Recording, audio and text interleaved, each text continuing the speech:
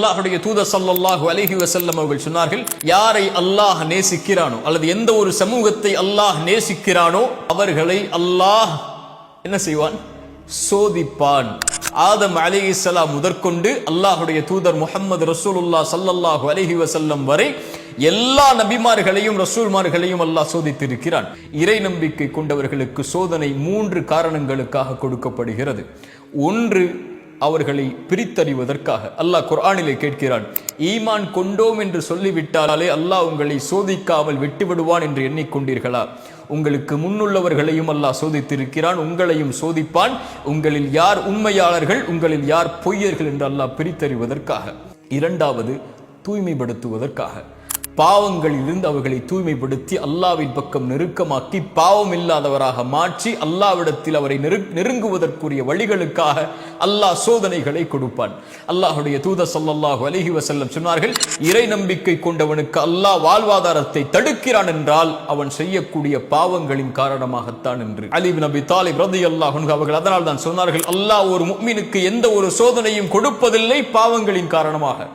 எப்படி அந்த சோதனையிலிருந்து விடுதலை கிடைக்கும்? அதே வார்த்தையில் சொன்னார்கள், அல்லாஹ் எந்த ஒரு முஃமினுடைய சோதனையும் நீக்குவதில்லை தௌபா இல்லாமல், அல்லாஹ்விடத்திலே திரும்பி வராமல். அல்லாஹ் சோதிப்பான் பாவங்களின் காரணமாக.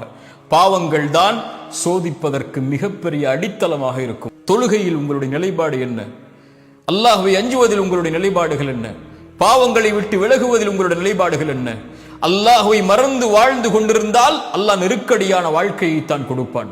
பதறி விடுவீர்கள் பாவங்களை கண்டால், பதறி விடுவீர்கள் அல்லாஹ் சோதித்தால், குழம்பி விடுவீர்கள் எங்கே செல்வது என்று தெரியாமல். இறை நம்பிக்கை கொண்டவராக இருந்தாலும் சோதிக்கப்பட்டால் மரணத்தை விரும்ப ஆரம்பித்து விடுவீர்கள், மரணத்தை நோக்கி செல்ல ஆரம்பித்து விடுவீர்கள். மூன்றாவது, அல்லாஹ் சோதிப்பதுடைய அடிப்படை அல்லாஹ் அந்தஸ்துகளை உயர்த்துவதற்காக. தூதர் முன்பின் பாவங்கள் மன்னிக்கப்பட்டவர்கள், ஆனால் அல்லாஹ் அவர்களை ஆரம்பம் முதல் இறுதி வரை சோதித்தான், மரணம் வரை சோதித்தான். ஏன்? அவர்களுடைய அந்தஸ்தை அல்லாஹ் உயர்த்துவதற்காக.